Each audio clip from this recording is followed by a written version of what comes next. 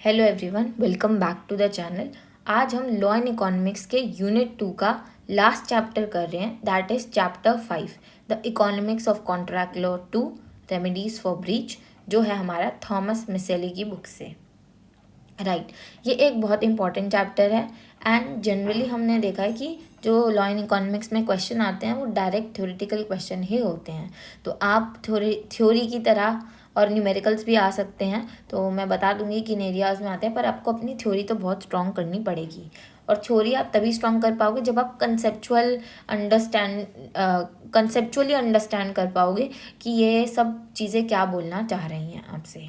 बहुत interesting subject है। जैसे कि आपको पता है कि हम जो यूनिट 2 कर रहे हैं वो हम पूरा का पूरा कर रहे हैं कॉन्ट्रैक्ट्स पर। ठीक है, उसमें हमने जो एक चैप्टर 8 करा था कूटर एंड उलन की बुक से, वो हमने करा था कि इकोनॉमिक थ्योरी ऑफ हमने कॉन्ट्रैक्ट पढ़ी थी। उसमें हमने देखा था कि कॉन्ट्रैक्ट्स होते क्या, उसमें हमने बार्गेन थ्योरी देखी, फिर हमने एक इकोनॉमिक थ्योरी ऑफ कॉन्ट्रैक्ट बनाने की कोशिश करी and default rules, mandatory rules, ये सब हमने उस चैप्टर में देखे थे। आज हम क्या कर रहे हैं कि हमने कॉन्ट्रैक्ट तो बना दिया। इस चैप्टर 5 में हम देख रहे हैं कि हमने कॉन्ट्रैक्ट तो बना दिया, पर अगर कॉन्ट्रैक्ट ब्रीच होता है तो क्या रेमेडीज होनी चाहिए, तो कोर्ट क्या क्या रेमेडीज असाइन करते हैं हमको। तो यहाँ पर ही हम दो टाइप की रेमेडीज देखेंगे। एक तो देखेंगे मनी डैमेजेस की रेमेडी और एक देखेंगे हम स्पेसिफिक परफॉर्मेंस की रेमेडी। स्पेसिफिक परफॉर्मेंस, तो आप अगर ये चैप्टर को आप अपना चैप्टर देखेंगे तो ये चैप्टर इन दो ही पार्ट्स में डिवाइडेड है। फर्स्ट पार्ट हम पढ़ते हैं एफिशिएंट ब्रीच मॉडल, मतलब कि एक कॉन्ट्रैक्ट बना, उसका ब्रीच होता है, तो हम पहले तो डेवलप करेंगे कि एफिशिएंट ब्रीच कहाँ पे होता है। फिर हम उसमें मनी डैमेजेस देखते हैं कि कौन कौन से टाइप ऑफ डैमेजेस अवॉर्ड होते हैं मनी डैमेजेस में। फिर हम इंसेंटिव फॉर एफिशिएंट रिलायंस देखेंगे। ये एक पर्टिकुलर क्वेश्चन है जो हम आंसर करेंगे कि ब्रीच तो हो गया, ब्रीच होने के बाद हमको रेमेडी भी मिल गई। ठीक है, तो ये हम देखेंगे कि ये जो रेमेडी है ये किस तरीके से इन्फ्लुएंस करेगी हमारी तरफ से कुछ प्री इन्वेस्टमेंट्स। तो ये अभी आपको और क्लियर हो जाएगा जब हम आगे देखेंगे। फिर हम मिटिगेशन ऑफ डैमेजेस देखेंगे, हम परफॉर्मेंस एक्सक्यूज देखेंगे। काफ़ी बड़ा पार्ट है ये फर्स्ट पार्ट, और ये इम्पॉर्टेंट भी है चैप्टर काफ़ी। एंड देन सेकंड हम देखेंगे वही जो रेमेडी का सेकंड पार्ट होता है जो होता है हमारा स्पेसिफिक परफॉर्मेंस देखेंगे। उसमें हम ट्रांजैक्शन कॉस्ट की बात करेंगे, सब्जेक्टिव वैल्यू की बात करेंगे, हम वैल्यू ऑफ कंसेंट की भी बात करेंगे उसके अंदर। तो फर्स्ट ये बड़ा चैप्टर है, तो आपकी काफ़ी सारी इसमें 4-5 वीडियोस लग जाएंगी, तो आप इन वीडियोस को अच्छे से कर लें तो आपको ये चैप्टर समझ में आ जाएगा। नाउ क्या क्या क्वेश्चंस हमको आंसर करने होंगे इस रीडिंग के अंदर में, इस चैप्टर में। पहला क्वेश्चन है सिंपली कि कौन सा ऐसा ब्रीच है, breach of contract is efficient. तो ऐसा कौन सा ब्रीच हुआ है कॉन्ट्रैक्ट का वो एफिशिएंट है, क्योंकि हम पूरे ही सब्जेक्ट में एफिशिएंसी और इनएफिशिएंसी की बात करते नज़र आ रहे हैं। ठीक है, तो अगर हम सिंपल सा कॉस्ट बेनिफिट एनालिसिस ले तो हम सिंपली बोलेंगे अगर देखो कॉस्ट ऑफ परफॉर्मेंस आपका ज़्यादा हो रहा है बेनिफिट से, तो आप ब्रीच कर दो। एक मैंने आपको कॉन्ट्रैक्ट दिया 40 लाख का, पर आप उसको करने बैठे और आपको लग रहा है कि वो 60-70 लाख तक पहुंच रहा है मेरा कॉन्ट्रैक्ट, ये पॉसिबल ही नहीं हो रहा है मेरे को परफॉर्म करना, मेरे को बहुत घाटा लग रहा है, तो आप ब्रीच ही करोगे, आप नहीं परफॉर्म करोगे उसे। तो एक सिंपल सा, ये तो हमने बहुत जनरली बोल दिया, हम इसका मॉडल डेवलप करेंगे। ओके, और मॉडल से ही हम देखेंगे, मॉडल से ही आपको रेमेडीज समझ में आएगी, जो हमारा ऑब्जेक्टिव है ऑफ दिस चैप्टर। हमको रेमेडी समझ में आएंगी इस मॉडल से, जो रेमेडीज हम समझेंगे वो होंगी मनी डैमेजेस की रेमेडीज। फिर हम ऑल्टरनेटिव भी सजेस्ट करेंगे। ये ऐसा नहीं है कि मनी डैमेजेस बेकार है तो उसका ऑल्टरनेटिव स्पेसिफिक परफॉर्मेंस है, पर कुछ एरिया में स्पेसिफिक परफॉर्मेंस हम देखेंगे। ये क्या है, ये सब क्या पढ़ा रहे हैं, ये सब आपको धीरे धीरे क्लियर हो जाएगा। देन सेकंड क्वेश्चन, ये भी आपको थोड़ा सा कम समझ में आएगा, जब पढ़ेंगे तब आप समझ लेना, ये सब आपको कम समझ में आएगा, ये आपको एक्सप्लेन कर दिया गया है। नाउ जो मेन टॉपिक है, जो first part of the chapter है, that is your efficient breach model. Simple सी बात है, एफिशिएंट ब्रीच मॉडल के लिए पहले तो आपको दो वेरिएबल्स अपने क्लियर होने चाहिए, वी और सी। अब हम देखो मॉडल बना रहे हैं, बहुत सारे वेरिएबल्स आएंगे, तो वी क्या होता है? वी हो गया हमारा वैल्यू ऑफ गुड हो गया, ये सर्विस भी बोल सकते हो, वैल्यू ऑफ गुड या सर्विस टू बायर। और सी हो गया उसकी कॉस्ट टू सेलर। और यहाँ पे हम देखो वेरिएबल कॉस्ट लेते हैं हम लोग, यहाँ पे फिक्स्ड कॉस्ट नहीं मानते हैं। तो जो वी होता है, जो सी कॉस्ट है ना, इसमें हम फिक्स्ड कॉस्ट नहीं मानते, बिकॉज फिक्स्ड कॉस्ट तो हम बोलते हैं वो तो होनी ही होनी है, ठीक है, वो तो होनी ही होनी है, तो एक तरीके से हम फिक्स्ड कॉस्ट नहीं मानते हैं। नाउ अब कंडीशंस ऑफ एफिशिएंट ब्रीच, हमने आपको सिंपली बता दिया कॉस्ट बेनिफिट एनालिसिस से, ऊपर में अगर कॉस्ट ज़्यादा है वी से तो आप परफॉर्म नहीं करोगे। अब ये तीनों में आपको सेम सी कंडीशन लगेगी, बट उसको अगर जब आप रीड करोगे ना तब आपको समझ में आएगा कि नहीं ये थोड़ा सा अलग है। देखो पहला केस क्या होता है, कभी कभी ऐसा हो सकता है आपके कॉन्ट्रैक्ट में कि आपकी कॉस्ट अनसर्टेन हो, राइट, आपकी जो कॉस्ट है वही अनसर्टेन हो, तो इस केस में भी आपकी कॉस्ट वैल्यू से ज़्यादा आ जाएगी और आपको नेट लॉस हो जाएगा सी माइनस वी का।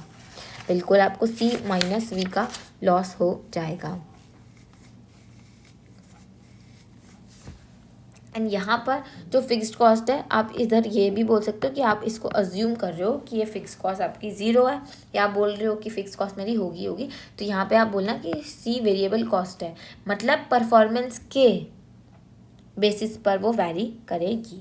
Just to be clear again, conceptual बात है, तो वी क्या है, हमारी वैल्यू है टू बायर, कि बायर मेरे को क्या वैल्यू हो रही है, बायर को वैल्यू क्या हो रही है, C is your cost to seller, जो बेचने वाला उसको कॉस्ट क्या है। और हम यहाँ पे इस कॉस्ट को वेरिएबल मानते हैं, वेरिएबल इसलिए कि वो वैरी कर रहा है विथ योर परफॉर्मेंस। सिंपल सी बात, एग्जांपल, आपने ऑर्डर दिया मेरे को 500 समोसों का, 500 समोसास का ऑर्डर मिलता है मेरे को। ऑब्वियसली बात है, अब इसके अंदर जो रॉ मटेरियल जो मेरे को लगेगा वो तो वेरी करेगा ना। 500 समोसे के हिसाब से मेरे को उसी हिसाब से उतने 500 मान लो फॉर एग्जांपल 50 किलो आलू लाने पड़े या 100 किलो आलू लाने पड़े, ये तो वेरी कर रहा है ना directly with my order. But जो एक लेबर है जो मेरा हलवाई है, जो उसको मैंने 12 महीने जॉब दे रखी है अपनी फैक्ट्री के अंदर, समोसे की फैक्ट्री के अंदर, वो तो मेरा फिक्स्ड कॉस्ट हो गया। आप मुझे ऑर्डर नहीं भी देते तब भी मेरे को उसको पेमेंट करनी पड़ती। तो इसीलिए ये कन्फ्यूजन मिटाने के लिए कि हमारी कॉस्ट फिक्स्ड हो जाती, हमें पहले से ही पता हो जाती, ये सब हटाने के लिए हम बोलते हैं कि आप अज्यूम कर लो आपकी फिक्स्ड कॉस्ट ज़ीरो है, आपकी की सारी कॉस्ट वेरिएबल है। ये ज़्यादा कोई इम्पैक्ट नहीं करेगा थ्योरी में, पर आपको पता होना चाहिए कभी डाउट आ गया तो।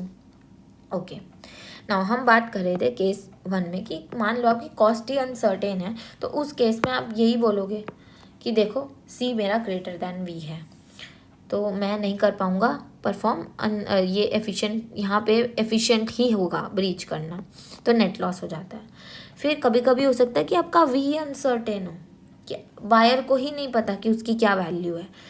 यहाँ पे अगेन आई रीआइटरेट दो चीज़ों में डिफरेंस, वैल्यू और प्राइस में डिफरेंस होता है। आप इकोनॉमिक्स पढ़ रहे हो तो आपको इतना तो मालूम होगा ही कि वैल्यू और प्राइस में अंतर है। एक की वैल्यू 100 रुपये हो सकती है, एक का प्राइस 100 रुपये हो सकता है, पर आप उसको वैल्यू इक्विवेलेंट टू 500 रुपीज़ करो। एक का प्राइस 100 रुपये भी हो सकता है और आप उसको वैल्यू करो 20 रुपीज़। सिंपल सी बात है, आप मार्केट में जाते हो, आपको कोई सुंदर सा ब्रेसलेट खरीदना है, वॉच खरीदनी है, कुछ भी खरीदना है, आप उसका प्राइस टैग देखते हो 1000 रुपये। आप मेंटली अपनी वैल्यू से उसको देखते हो, यार ये ब्रेसलेट मेरा 100 जितना तो नहीं लग रहा है, मैं नहीं पैसे अपना ख़राब करूँगा, 500-700 का होता तो मैं ले लेता, 100 जितना तो नहीं लग रहा। पर आप एक दूसरी दुकान में जाते हो, 1000 का ब्रेसलेट देखते हो, आप बोलते हो यार ये तो बहुत सुंदर है। तो यही वैल्यू होती है, यही तो परसेप्शन होता है आपका, ठीक है। तो वैल्यू और प्राइस में फ़र्क होता है। अब मान लो आपकी इसलिए वैल्यू अनसर्टेन हो सकती है, तो अगर आपकी वैल्यू अनसर्टेन हुई मतलब value is less than cost, एक तरीके से मैंने सी ग्रेटर देन वी नहीं लिखा, मैंने लिखा कि value is less than cost, मतलब वैल्यू अनसर्टेन है। देखो उसके लिखने की ब्यूटी अलग है, राइट। एंड तीसरा केस हो सकता है कि अब क्या हुआ कि आप, ये बिल्कुल सही चल रहा था, वैल्यू भी थी, ठीक है, मैंने मैं बायर ए था, वो वैल्यू वी कर रहा था, सेलर था, उसको कॉस्ट पड़ी थी सी। बायर ए की जो वैल्यू थी ना वो ग्रेटर देन आ रही थी सी, पर एक दूसरा आता है बायर बी, वो वी भी देता है, सेलर की कॉस्ट ये होती है और वो वी भी ग्रेटर देन सी होता है, ठीक है भाई। पर यहाँ पे ट्विस्ट क्या आता है कि जो वैल्यू जो बायर बी दे रहा है ना वो ग्रेटर है देन जो बायर ए दे रहा है। तो इस केस में आप खुद बोलो ना, ये मेरी आइटम को, मेरे गुड को ज़्यादा वैल्यू कर रहा है, तो मैं इसके पास जाऊँगा ना, ताकि मैं ज़्यादा सरप्लस डिराइव कर सकूँ अपने लिए। तो यही यहाँ पे बोलना चाह रहा है कि जो वी डैश है ये किसी सेकंड बायर की वैल्यू है जो ग्रेटर हो जाती है माय वैल्यू से, बट वी ग्रेटर देन सी है, मतलब कि ये यहाँ पे तो इनएफिशिएंट होगा ब्रीच अगर आप इस केस में कर दोगे, बट बिकॉज एक दूसरा बायर आ गया जो ज़्यादा पे करने को रेडी है, तो मैं सरप्लस ले सकता हूँ वी डैश माइनस वी का। तो इस केस में भी मेरा ब्रीच एफिशिएंट है। Uncertainty about offers from alternative buyers. Now ये तो हमने बात कर ली कि देखो कंडीशन फॉर एफिशिएंट ब्रीच कुछ भी नहीं है, this is your C greater than B. ये तीनों केसेस में से आप सी ग्रेटर देन बी।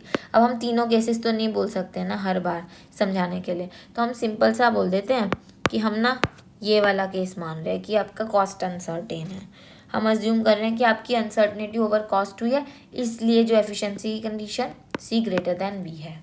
देखो हर तीनों केसेस में यही कंडीशन है आपकी, घुमा फिरा के, बट हम लोग अभी सिंप्लिसिटी के लिए अजम्पशन ले लेते हैं कि सी ग्रेटर देन वी है बिकॉज अनसर्टनिटी ओवर कॉस्ट है, अनसर्टनिटी ओवर वैल्यू नहीं है।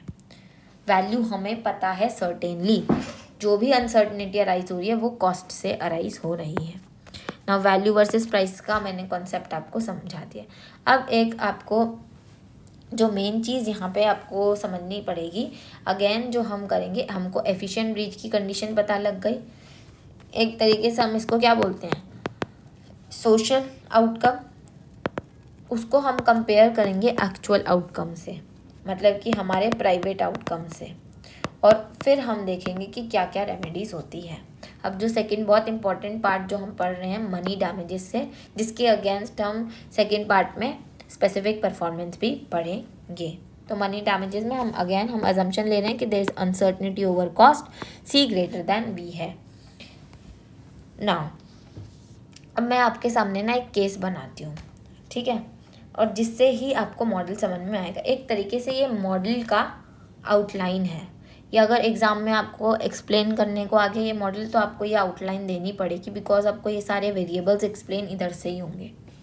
हम मानते हैं, देखो हमारे पास दो पार्टीज़ हैं to a contract such that V greater than P greater than E C. Okay, समझ लेते हैं।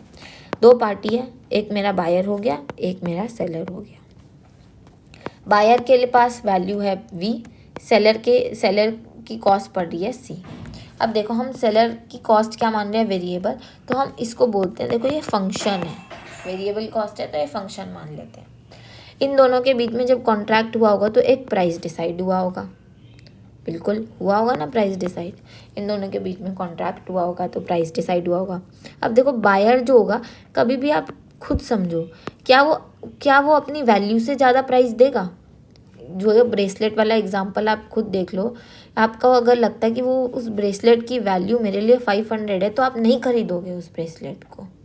तो इसलिए वी हमेशा ग्रेटर देन पी होगा। और देखो प्राइस हमेशा ग्रेटर देन ई सी होगा।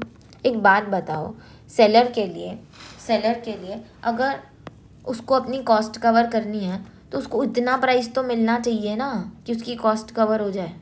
आप उसको ऐसा बोलो कि तू प्राइस कम ले लेते, तेरे को मैं समोसे बनाने के लिए तो 10,000 रुपये लग रहे हैं, 500 समोसा बनाने के लिए 10,000 रुपये लग रहे हैं, पर तू मेरे से प्राइस 5,000 ले या 7,000 ले ले। कभी करेगा ऐसा सेलर? नहीं करेगा ना, तो ये कंडीशन भी बहुत ही रैशनल कंडीशन है अगर आप समझो तो। V greater than P greater than EC, ये है हमारे दो पार्टीज़ हैं, बायर सेलर हो गए, वो कॉन्ट्रैक्ट में घुसते हैं। V मेरा वैल्यू टू बायर हो गया, EC मेरा कॉस्ट टू सेलर हो गया, और P जो इन दोनों के बीच में प्राइस डिसाइड हुआ है। नाउ क्या होता है, बायर एक रिलायंस इन्वेस्टमेंट करता है R की बिफोर कॉन्ट्रैक्ट इज ब्रीच्ड और परफॉर्म्ड। अब ये रिलायंस इन्वेस्टमेंट क्या है, बड़ी भारी भारी वर्ड्स आ रहे हैं, ये तो पहली बात हो गई। अब ये रिलायंस इन्वेस्टमेंट क्या होती है, एक तरीके से आप करो, अब मैंने 500 समोसे का ऑर्डर दे दिया, आप चाहोगे और आप चाहोगे कि ये 500 समोसे आपको मिले, तो आप क्या बोलते हो कि यार भाई एडवांस ले ले, 3000 का तू एडवांस ले ले, तो उसको भी लगेगा हाँ देखो इससे मेरे को पैसा मिल रहा है, ये मुझे बाकी का पैसा भी देगा। तो एक तरीके से जब आप एडवांस देते हो आप एक ट्रस्ट बिल्ड कर रहे हो, रिलायंस बिल्ड कर रहे हो।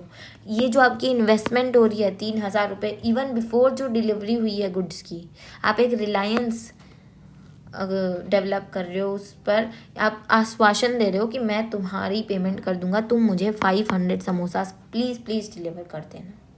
तो यही होता है कि वो ना परफॉर्मेंस को एनहांस करने के लिए कि वो ये कॉन्ट्रैक्ट ब्रीच ना करे, वो परफॉर्म कर दे। जो बायर होता है ना वो रिलायंस इन्वेस्टमेंट करता है तो देखो to enhance the value of performance, R जिसको हम बोलते हैं। This is important. Before contract breach हुआ या परफॉर्मेंस हुआ या ब्रीच हमें नहीं पता, पर वो R कर देता है। देखो अब मैंने 3000 रुपये दे दिए, मुझे नहीं पता कि ये समोसे बनाएगा या नहीं बनाएगा, ये बना भी सकता है ये नहीं भी बना सकता है, बट मैंने 3000 रुपये कर दिया जस्ट टू मेक श्योर कि ये परफॉर्मेंस कर दे, just to induce certain performance out of him. तो मैं बायर जो होता है वो R का एक रिलायंस इन्वेस्टमेंट करता है। अब ये VR क्या होता है, ये हमेशा जो आपकी ये जो वैल्यू होती है ना, वैल्यू वो फंक्शन ऑफ R होता है। मतलब अगर आप R ज़्यादा करते हो, आप रिलायंस इन्वेस्टमेंट ज़्यादा करते हो, मतलब आप इसको इस कॉन्ट्रैक्ट को बहुत ज़्यादा वैल्यू कर रहे हो। अगर मान लो ये परफॉर्मेंस हुई भी नहीं और 500 समोसा मुझे बहुत इंपॉर्टेंट था, मैं उसको बोलती 10,000 का प्राइस था, तो मैं उसको बोलती तो 8,000 रुपये दे दे, देख मैं तेरे को 80% पेमेंट कर चुका हूँ, मेरे को बहुत ज़रूरी है। तो जिस तरीके से रिलायंस बढ़ता है हम उसको बोलते हैं कि जो VR है वो पॉजिटिवली डिपेंडेंट है ऑन R। तो अभी तक का थोड़ा सा हम रिवाइज कर लेते हैं, हमने क्या क्या सीखा। देखो हमने V देखा जो ग्रेटर देन प्राइस होता है, जो ग्रेटर देन EC होता है। फिर हमने एक वेरिएबल देखा R जो कुछ भी नहीं होता, रिलायंस इन्वेस्टमेंट होता है, जो मेरे को इंड्यूस करने में हेल्प करता है परफॉर्मेंस। देन मैंने क्या देखा, मैंने देखा कि जो V होता है वो फंक्शन ऑफ R होता है, और वो भी पॉजिटिव फंक्शन ऑफ R है कि जैसे जैसे R बढ़ेगा V बढ़ेगा। अब देखो अगर कॉन्ट्रैक्ट ब्रीच हो गया तो R would be loss, simple सी बात है। अगर वो 500 समोसा कभी बनाएगा ही नहीं, वो इतना अच्छा तो नहीं है कि मेरे 3000 रुपये या 8000 रुपये वापस कर दे। तो मेरा एक तरीके से जो R है, जो मैंने रिलायंस इन्वेस्टमेंट, वो संक कॉस्ट हो गई, वो लॉस्ट हो जाता है ब्रीच के वक्त में। तो मतलब कि जब कोर्ट डिसीजन लेगा, आप इसको देखो, तो क्या उसको रिलायंस इन्वेस्टमेंट को भी मद्देनज़र रखना चाहिए, क्योंकि ये तो मेरा एक्चुअल में लॉस हुआ है। तभी हम देखेंगे, तब आपको बहुत अच्छे से समझ में आएगा क्या बात है। अब आते हैं हमारा मज़ेदार बात, D damage, that the court impose damage payment. तो अब हमारा एक वेरिएबल आ रहा है जो है D जो होता है मेरा डैमेज पेमेंट होता है। पेमेंट बोल रही हूँ तो आप इसको बोल सकते हो मनी डैमेज, जो कोर्ट अवॉर्ड कर रहा है। देखो हम पहला बारी बारी में बोल रही हूँ कि ये जो अभी हम बात कर रहे हैं, हम अभी मनी डैमेज जिसके बारे में बात कर रहे हैं, ठीक है। तो D हमारा क्या हो गया, इस कोर्ट इम्पोज डैमेज होता है।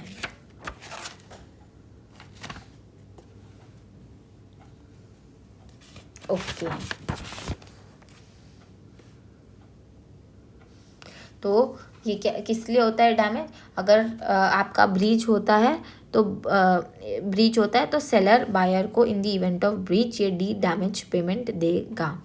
हमारा ऑब्जेक्टिव है यही डी डिटरमाइन करना, क्योंकि चैप्टर ही हम क्या पढ़ रहे हैं, रेमेडीज़।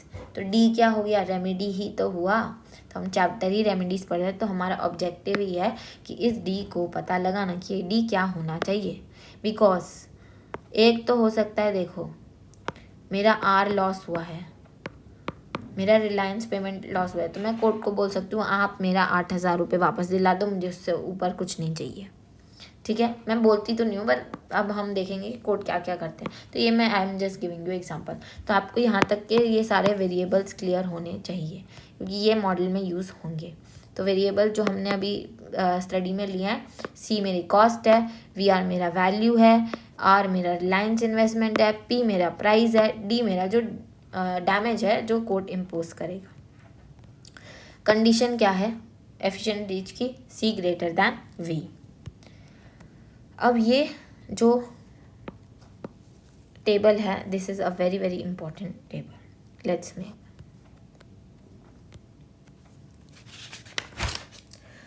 ओके, तो हम ब्रीच ऑफ कॉन्ट्रैक्ट को अब एग्जामिन कर रहे हैं।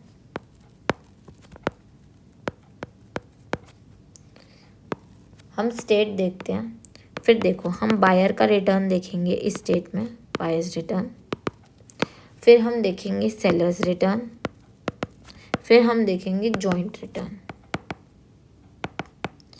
जो हमारा फंडामेंटल इकोनॉमिक्स में एनालिसिस हम करते हैं, देखो ये आपका बायर का रिटर्न क्या मतलब हो गया, एक इंडिविजुअल का रिटर्न है। तो एक तरीके से हम बोल सकते हैं ये देखो ये दोनों के दोनों प्राइवेट रिटर्न्स है। बायर का रिटर्न भी प्राइवेट रिटर्न है, सेलर का रिटर्न भी प्राइवेट रिटर्न है। बट जॉइंट रिटर्न मतलब इन दोनों को हम ऐड करेंगे ना, तब आएगा जो होगा सोशल रिटर्न। सोशल आउटकम क्या है, तो कोर्ट हमेशा चाहेंगे कि वो इसको मैक्सिमाइज करे, पर बायर चाहेगा कि मैं खुद का प्राइवेट रिटर्न मैक्सिमाइज करूं, सेलर चाहेगा मैं खुद का करूं। तो उस हिसाब से स्टेट क्या हुई कि परफॉर्मेंस हो रहा है या ब्रीच हो रही है, उस केसेस में क्या क्या रिटर्न होता है। देखो परफॉर्मेंस हुई तो क्या होगा, बायर का रिटर्न, बायर के लिए वी वैल्यू था, देखो उसका रिलायंस इन्वेस्टमेंट जा रहा है क्योंकि उसने पेमेंट करी है, माइनस पी जा रहा है।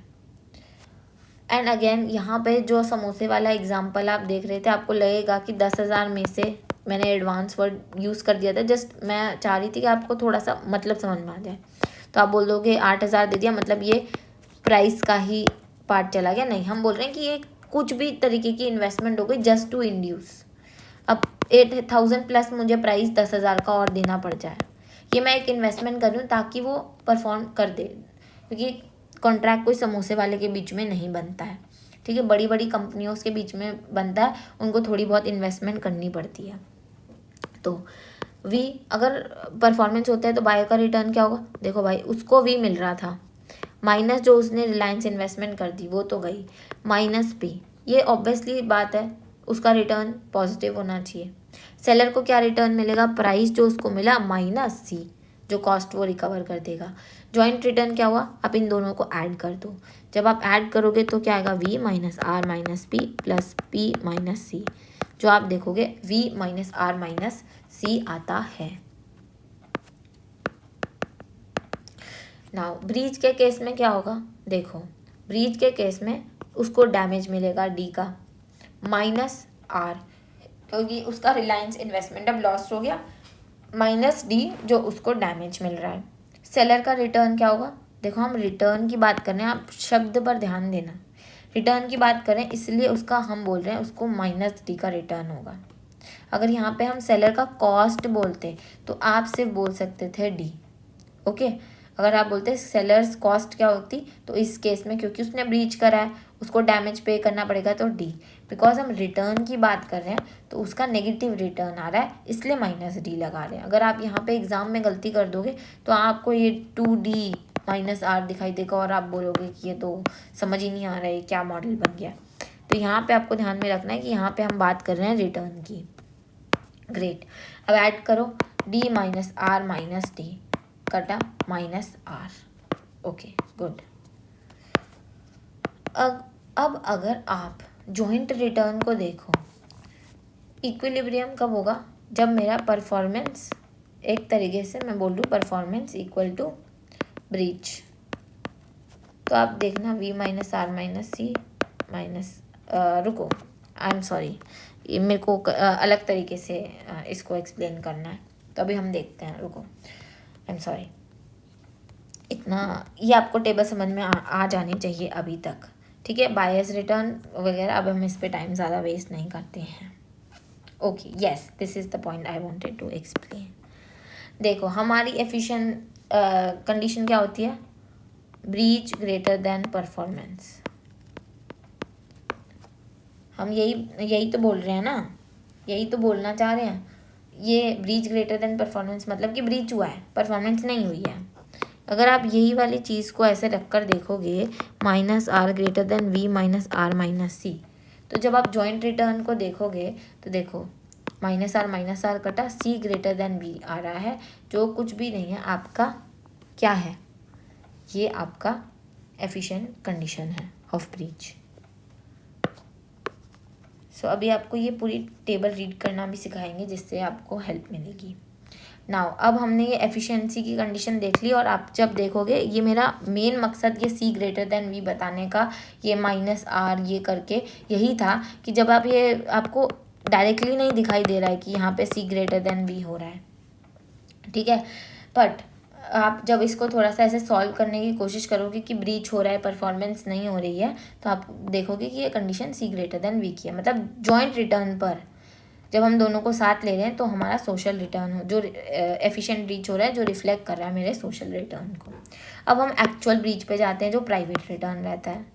तो देखो सेलर का ब्रीच देखते हैं। सेलर ही तो ब्रीच कर रहा है। सेलर ब्रीच क्यों करेगा, जब उसको रिटर्न फ्रॉम ब्रीच ज़्यादा मिलेगा रिटर्न फ्रॉम परफॉर्मेंस से। इधर आते हैं, सेलर ब्रीच क्यों करेगा, सेलर ब्रीच क्यों करेगा जब ब्रीच ग्रेटर देन परफॉर्मेंस होगा। मैंने अभी बोला तो आपको थोड़ा कन्फ्यूजन हो सकता है, मैं इसका मतलब है जब उसको रिटर्न या बेनिफिट ब्रीच करने से ज़्यादा मिल रहा है देन द रिटर्न या बेनिफिट आउट ऑफ परफॉर्मेंस।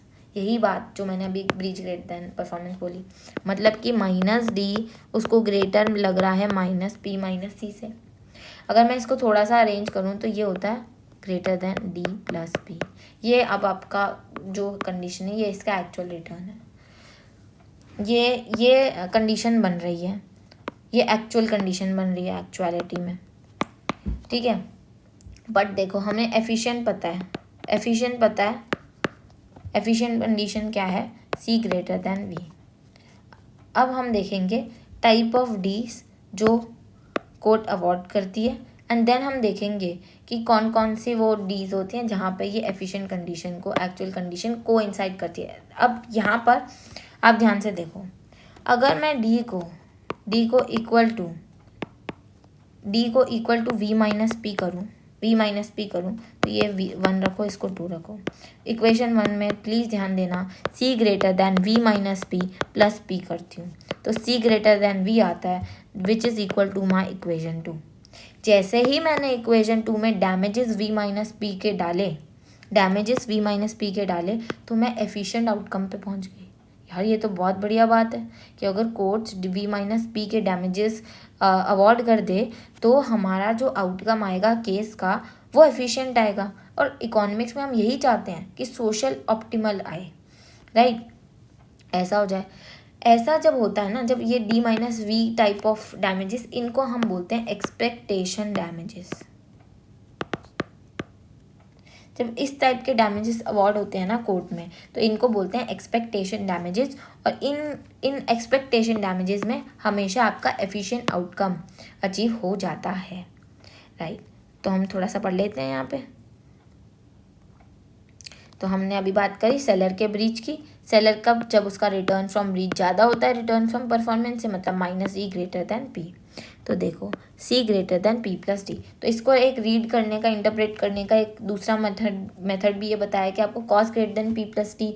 ऐसा क्यों, तो आप ये सी को ले सकते हो कि savings in cost of production, क्योंकि उसने ब्रीच कर दिया, ठीक है, उसने कॉन्ट्रैक्ट को परफॉर्म नहीं करा, ये भी बात ठीक है, क्योंकि उसने परफॉर्म नहीं करा तो उसने अपनी कॉस्ट बचा ली। देखो उसने कॉन्ट्रैक्ट को ब्रीच करा, कॉन्ट्रैक्ट ब्रीच हुआ।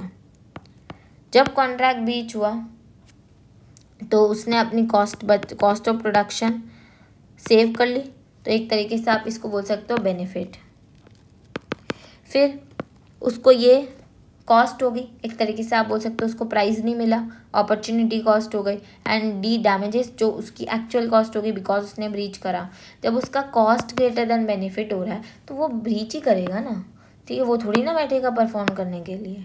तो यहाँ पे इस केस में इसको आप इस तरीके से इंटरप्रेट कर सकते हो ना। हमारा देखो एम यही होता है, हमको कोइंसाइड करना है कंडीशन 2 विथ 1 को।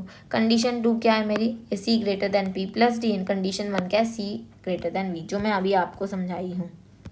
ये कंडीशन और इस कंडीशन को हमको कोइंसाइड करना है, ठीक है। तो वो कोइंसाइड कब हो रही है, ये दोनों कंडीशन मेरी कोइंसाइड कब हो रही है, जब डी मेरा वी माइनस पी है। मैंने अभी आपको शो करके भी दिखा दिया कि जब आप डी वी माइनस पी में इधर डालोगे तो ये सेम कंडीशन निकल कर आ जाएगी। जो कुछ भी नहीं होता है, वी क्या है मेरा, वैल्यू है टू बायर, पी क्या होता है, माइनस प्राइस टू बायर। तो एक तरीके से मैं बोल सकती हूँ बायर का सरप्लस है, बायर का सरप्लस है। तो ये जो चीज़ होती है बायर का सरप्लस होता है, इसको हम कुछ नहीं है, ये हमारा एक्सपेक्टेशन डैमेज होता है। आप इसकी डेफिनेशन पढ़ो, तो जहाँ पे amount of money that leaves promisee as well off, promisee मान लो buyer, as well off as if contract had been performed. मतलब कि कॉन्ट्रैक्ट परफॉर्म होता तो उसको वी की वैल्यू मिलती और पी उसका प्राइस चला जाता, तो यही तो उसको सरप्लस मिलता अगर परफॉर्मेंस होती। तो वैसे टाइप ऑफ डैमेजेस जो कॉन्ट्रैक्ट एज ए परफॉर्म, जो उतना अमाउंट ऑफ मनी अवॉर्ड करते हैं, वैसे डैमेजेस जो होते हैं as if the contract was perform.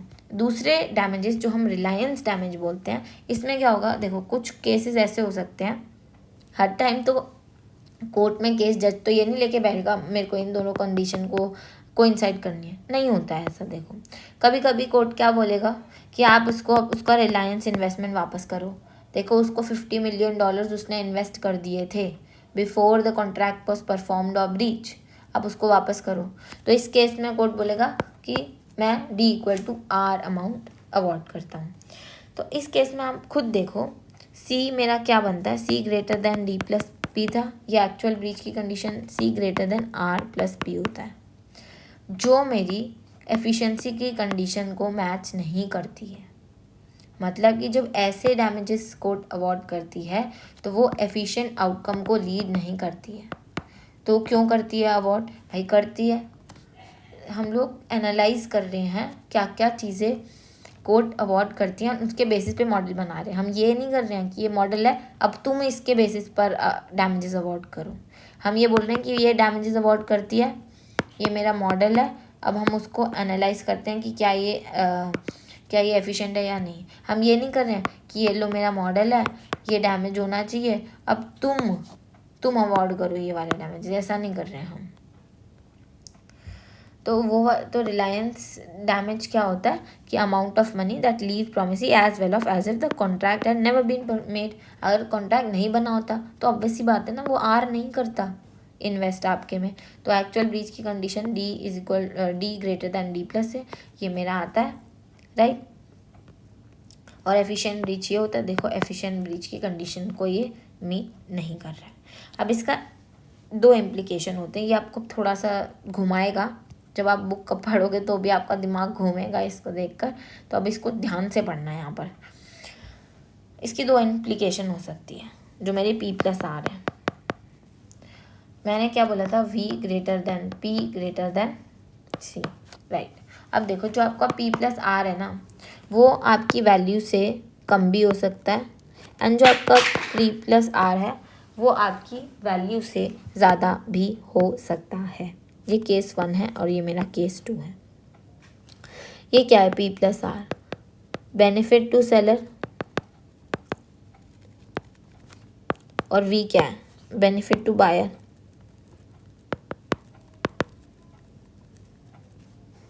अगर परफॉर्मेंस होती तो प्राइस मिलता प्लस रिलायंस इन्वेस्टमेंट भी मिल जाती सेलर को, तो बेनिफिट टू अगर सेलर कम होगा बेनिफिट टू बायर, अगर सेलर को लगता है, खुद प्राइवेटली सोचो कि उसका बेनिफिट तो कम है, उसको इतना कम मिल रहा है एंड बेनिफिट टू बायर ज़्यादा होता, तो इस केस में आप खुद सोचो ना, टू ऑफन ब्रीच नहीं होती, बहुत जल्दी जल्दी बहुत बार ब्रीच नहीं करता। ऐसी कंडीशन जब अराइज होती तो ब्रीच करता सेलर, वो बोलता मेरे को बेनिफिट नहीं मिल रहा है। पर आप P+R खुद देखो कि जब ये बेनिफिट टू सेलर ज़्यादा हो जाता है देन बेनिफिट टू बायर, जब उसको लगता है मेरे को ज़्यादा बेनिफिट मिल रहा है आउट ऑफ दिस डील, तो वो कम ब्रीच करेगा, टू लिटिल ब्रीच करेगा।